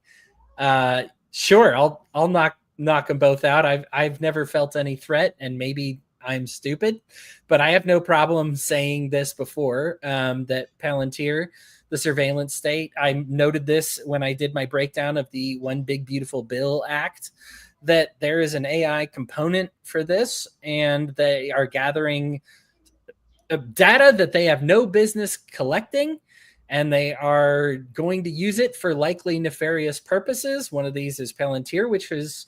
I've seen 4 different people today, all of which have absolutely no connection to one another, saying that they think that the whole situation in LA was brought about as like the crackdown that Trump brought out, and the response, not the response to it, but this whole situation was specifically engineered to draw attention away from the Palantir stories. And that makes a lot of sense to me, because I feel like if people were focused on this, there would be so much negative pushback against it that they'd be hard pressed to jam it through anyway. But with everybody's eyes on LA, I mean, for justifiable reasons, nobody's talking about Palantir right now. Yeah, it's and you know the funny thing, and maybe this is part of their whole plan, but the Republicans that objected to the One Big Beautiful Bill Act meant, like, their objection was tied to this, tied to the surveillance state, tied to the extra AI, the federal AI, and specifically that the states weren't allowed to interfere with the federal AI. Now, to me, this wasn't high up on my list of cons, although I did list it, you know, like I did mention it as something that I didn't think was good. Obviously, it's surveillance. To me, turning the IRS and ICE into branches of the military and giving them like generals and able to like direct orders and stuff was a little bit higher. But this is something that does make Republicans squeamish. And the people who voted on the bill that said they regretted it were like, I didn't see this, because of course they don't read the bills. And so they're like, I didn't see this. Didn't they get like, you said it was like 700 pages, and then they get it like 2 days before or something like that? 1,000. They got it a couple days before. Yeah. I did read the whole thing. It was possible to both read it and look it up and commented on it, but it would have had to be dedicated time for them, knowing what I know about politicians. That's just right. They got to do enough. That would interfere with the golf circuit, and right. Can't have that. Right. All of a sudden, I'm hitting 1 over par on the 8th hole, and that can't be. Yeah. But yeah, like this was a sticking point for Republicans. So I guess if you were to try and distract Republicans from your own scandal because you need them to get back on board, I guess this would be a way to do it. So like I said, I didn't know it was going to be this big a deal, but it is. As you mentioned, Aaron, I've been seeing this in the news, I think, because this is something, obviously Democrats are against it, you know, but that Republicans are against it as well. Now, it's funny because I say, obviously Democrats are against it, but I mean, they pushed surveillance stuff before. Mm-hmm. Like, this isn't new for them. Yeah. It's something Trump's doing, so they're going to fall in line and oppose it for non-ideological reasons, but whatever, at least they're opposing it, right? But now you've got the Republicans who pretend to not believe in they're always the ones citing 1984 and the surveillance state, Big Brother, and all that so scary, and now they're the ones actually responsible for it. I had a friend tell me, we knew communism was going to come to America. We just didn't know it was going to be the Republican Party that brought it about. About this particular. Well, yeah, I mean, like, even if you're Republican and you're not principally opposed to all the surveillance, like, Trump's not going to be in power forever. Yeah. What happens when the next Biden gets a hold of this technology? You know? Absolutely. It's to me, like, I don't even know how else to, like, I don't have much more to say about it, and like.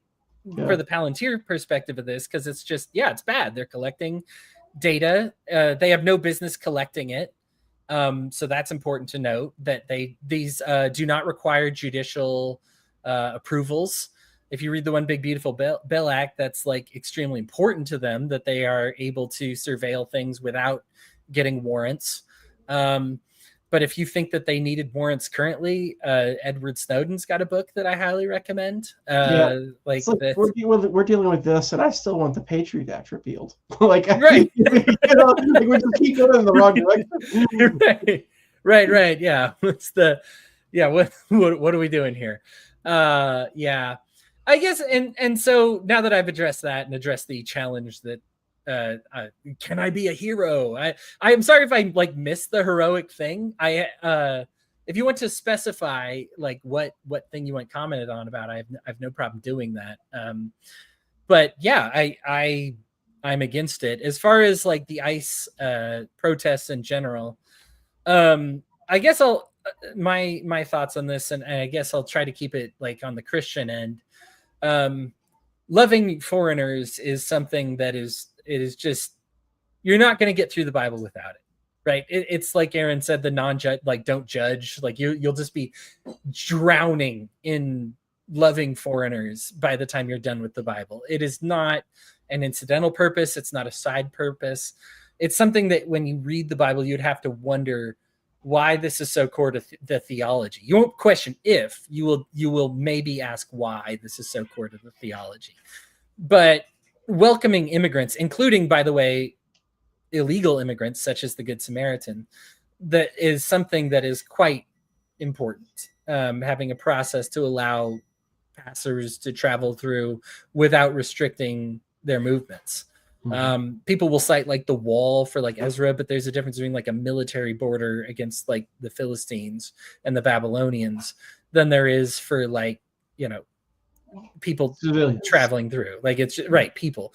And your economic system would have to reflect that, which is going to be free market systems, oddly enough, that are going to be able to handle any unknown amount of people that might decide to visit your country. So that's the biblical idea of it. I guess with this one specifically, what did ICE decide to target? Now, they'd have taken the wind out of my sails if they attacked drug dens, if they went after terrorist groups, if they went after, I'd still oppose ICE because it's government and I'm an anarchist. And a lot of these drug dens, like I said, I support victimless crime, if it's called that. I don't like it when people hurt themselves, but like I understand that this is a choice that some people elect to make. Yada yada. I would say something on principle, but I would be dismissed out of pocket, right? And that also exaggerated by the fact that that we keep having like adventurism overseas in South American nations and disrupting them, and which contributes heavily to the drug crisis. Yep. But yeah, anyways, go ahead. A lot of them are here because of us. Yeah. But yeah, where I'm going with it is, which is, I mean, that's, gosh, I hope you go deeper in that direction because that's important to think about as well. But like, I mean, no pressure, obviously. I mean, we know what it is, right? We're effing around overseas and we destabilize a country and find our immigrants here, and then we don't have the nerve to even just let them cross. Even like, and my goodness, I know I'm getting you even further off track for the point that I know what you're about to say, but like, we're doing the same thing with climate refugees in 20, 30 years. We're going to have the Tucker Carlsons of the world talking about invasions of brown people that are deliberately coming as a result of the things that America's doing right now to disrupt the climate. And we're going to have climate refugees over the next couple of decades. And it's going to get really, really bad because we're going to start fighting over things like water. There's just not going to be enough water to go around, like clean, fresh water. Yeah. Because of desalination processes right now is horribly expensive. But anyways, please go back. Yeah, I mean, and really, it's just this one point. But what did ICE choose to do that provoked these riots? Elementary school graduations, factories. Home like Depot. They're going after the fry cooks now, right? Yeah. Like, I mean, these were raids. I mean, listen, college campuses, newspaper outlets, journalists, right? Like, I mean, they are going after people that, generally speaking, we all can recognize that these were the good immigrants that we want more of. Even if you're, like I said, I think they're all good immigrants. I want them all here on a Christian ground. But even if I'm to put on my atheist, anti-Christian, pro-Trump hat for a moment, these are the type of people that I wanted here. And we were told over and over and over on the campaign trail, that they're going to go after the drug cartels. They're going to go after the MS-13s, the rapists, the murderers. Yep. And then as soon as he took office, it was immediately like, we're going to go after the elementary school kids. Yep. Yeah. They took somebody in the middle of Ohio who was just visiting, who legally, like, was a tourist, was here legally, not an immigrant, but just legally here, and left their 12-year-old kid behind. And that's that. Like, I mean, when these people get disappeared, they get disappeared for weeks, months. Yeah. I don't know what's that kid going to do? They don't know, right? Like, what's the next thing that they do? I mean, it's arrest tourists. What are we doing, man? Like, this was provocation. And the people of California were like, they got provoked, right? Like, when you busted the wrong people to bust under the guise of being ICE, I'm actually proud of the people of California for being like, nope. Like, that was an elementary school graduation. F that. Where's your car? Molotov cocktail on that ICE car.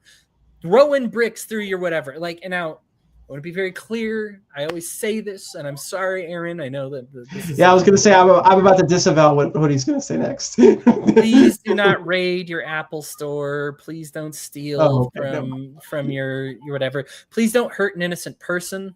Yeah. But as far as guilty people, I'm sorry. Attacking an ICE agent at this moment is an act of self-defense. It is an act of defending your neighbor. Attacking an ICE vehicle is an act of self-defense. Now, I believe still as I do in peaceful protest. I believe there's things we can do. But as far as like principally, is it self-defense? Oh, hell yes.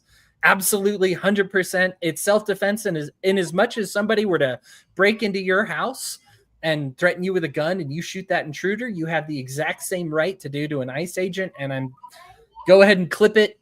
I'll stand by that quote. I feel like that is where we're at. And I am 100% glad that this is happening. Like I said, I will go ahead and disavow innocent people being hurt and their story. And I don't like it when we downplay it either.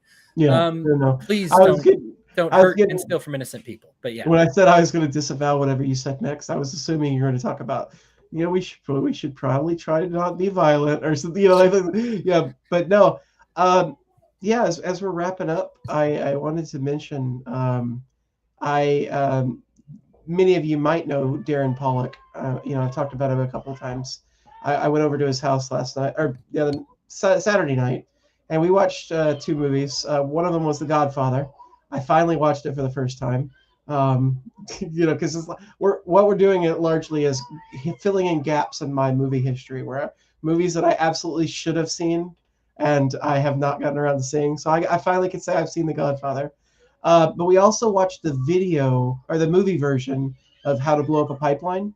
I know that we read that in our book club, and it's an entirely different experience than the book. Like, the book is not, the book is nonfiction, whereas the movie is fiction, and it's specifically about like 6 people who are making a very detailed plan to blow up a oil pipeline in a way that doesn't cause anybody to doesn't hurt anyone and doesn't cause any environmental damage.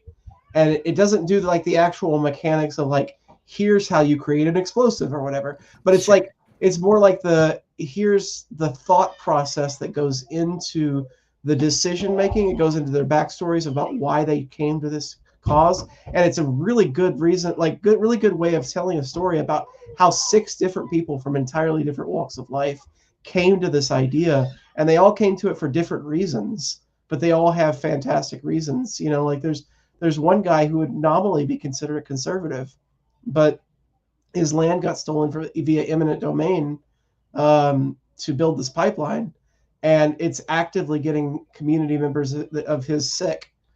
And so he sets aside his politics and his environment, what would have normally been a pro oil and gas lobby thought process to engage in this sort of behavior.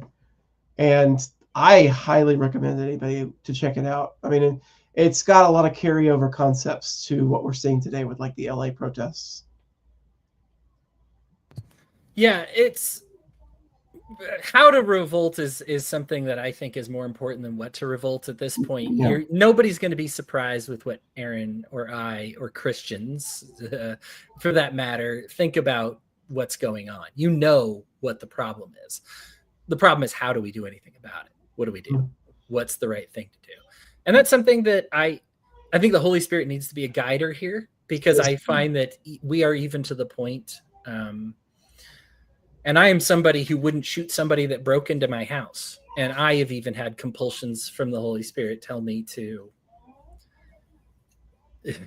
act like act directly, I guess I'll say. If I see it, if I have the opportunity, obviously I would pray about it immediately before I did it, but I have the Holy Spirit compelling me to do things right now. And it doesn't, I mean, it may sound like I'm being cavalier, and that's something that I've been super concerned about, is that people perceive me as being cavalier. But probably one of the most inspiring stories that I've seen didn't have anything to do with violence. One of the stories that I've told Hody about this several times. We've actually watched it together. There was a story that came out several years ago of a cop pursuing a black guy just walking down the sidewalk, and I think it was in Seattle. And he fit the description, as they often like to say, or whatever, as somebody who like committed some minor pickpocketing or something like that, some minor misdemeanor or whatever. And the cop was getting ready to like arrest him at gunpoint, and a white woman just saw him walking down the sidewalk getting accosted by the police, and she just bodily intercepted herself between the two of them as the police officer had their gun drawn. And as she did that, it inspired all of these people that were nearby in their houses, because it was a residential street and everything, to come out and stand in between this guy and the cops. And the cops ended up backing off because they weren't going to shoot a whole bunch of white people. Like a single black person, that person could be on the news for a day or two and then die, and and get no real media mention or whatever. But a whole community of white people standing up for somebody, they didn't have to engage in any violence. They just said, "You're not going to do that to this guy. He's one of our neighbors," and they all had to back down. And that's really cool to see. Like, that shit will bring tears to my eyes. Yeah.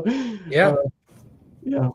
If we unite, even as like a small 1% faction, but we're at the same place, right? Like, there's not really a limit to what we can do. Like I mentioned earlier, I don't like hiding behind the numbers as excuses, or the law as an excuse why I can't do what we need to do, because the Christians did that, right? Like, the primitive Christians had the law against them, had very few numbers, changed the world. And so that is something that I believe we are capable of. It's not something, man is not meant to be alone, right? This is still something, there are some degree of numbers that we need to do. There's some, that is still a factor in this, right? Like, me as a lone person can do only so much, but we are magnified when we do unite together. And if we unite, as it says, if we unite in that heart and mind, like, there's a lot we could be doing here. And like you said, like, the fact that people are like, stand up for a black person, be like, nope, you're harassing a person, I'm not going to let you harass that person, get out of here. This is Stonewall, right? Like, why are gays allowed to get married today? It's not just because gays were very loud about it. It's because people, if you look at what happened with Stonewall, was like, I am so sick of them bullying people that I love. Right? They were ready to arrest every single gay and queer person at that club, right? They were prepared, even when it was like 200. They called and they were like, cool, let's arrest 200 people, right? Let's get them on the way here. They were getting all the infrastructure ready for it. And then all of the straight people came out of their houses and everything like that and stood in between them and the cops. Yep. And suddenly it became not just 200 gay people that they could just sweep under the rug because gay people are icky or whatever. Then they would have to arrest all the white people, all the straight people too.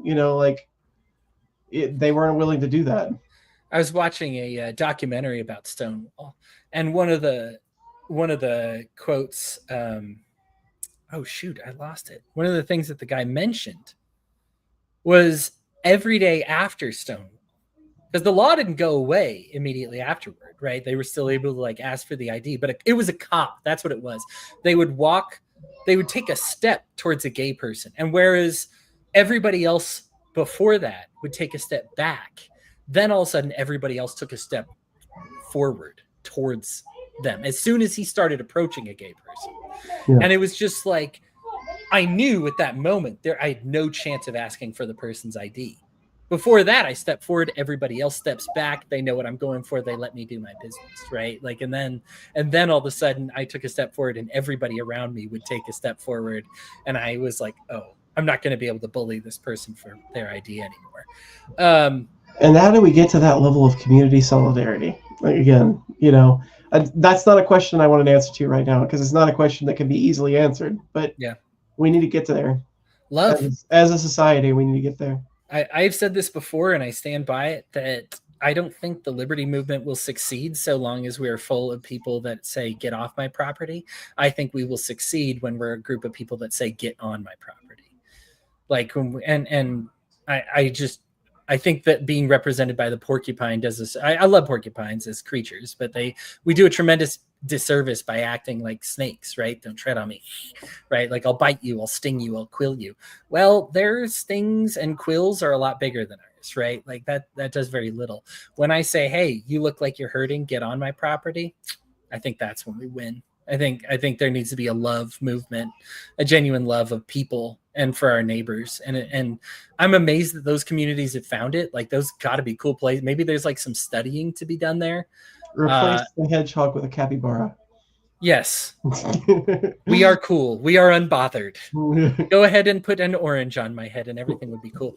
Well, Aaron, we got to wrap up. Although I will say at the moment, we have never had this many viewers. So I appreciate everybody. Obviously, we do tend to grow in numbers, but this one is profoundly high. But I want to say I do appreciate everybody who decided to join us here. The description of this video, I do have a link to join the Love First Christians. Believers, non-believers, believers with questions, non-believers with questions, all welcome here. We probably had more non-believers join the Love First Christians in the past month or so than actual Christians. And that is something I say proudly and unabashedly. I am not afraid of it. I am glad to have them. Their contributions have been great. So if there's anything that you would, if you think that that's a community that you would like to have, that love first central thing, I think it helps us resolve a lot of conflicts before they get too bad, because they know that that's our policy, that we love first. Aaron, anything you want to say before we say goodbye? No, I'm ready to go. Awesome. I gotta say goodbye. You've given us a lot of overtime on this one. I appreciate it. Everybody, I really appreciate you giving me the overtime as well, taking time out of your day to listen to us. Again, if you'd like to, please join us. We have a Bible study doing it. We do the physical study this once a week. We read every day. Wherever you're coming from, we would just be blessed to have you. There's no money. It's a free Discord group. It's very low, minimal obligation. I don't even need you to show up and comment. We are there for you. If all of a sudden you say, man, every year or so I have a question for the Christians, that's cool, right? Like if every 10 years or so you think like, I just want to have them in my back pocket in case I'm come in and lurk. Right. Yeah. We're here for you and not the other way around. You do not have to be here for us. Aaron, as always, man, you're a great guy. This guy, Aaron, I love you in my soul. I love you too, brother. You have changed me and my course for the better, and I would not be in this place mentally, a good place that I am without you. So I appreciate you being here and guiding us. Well, everybody else, have a good day. I will see you all next week. Kisses and stay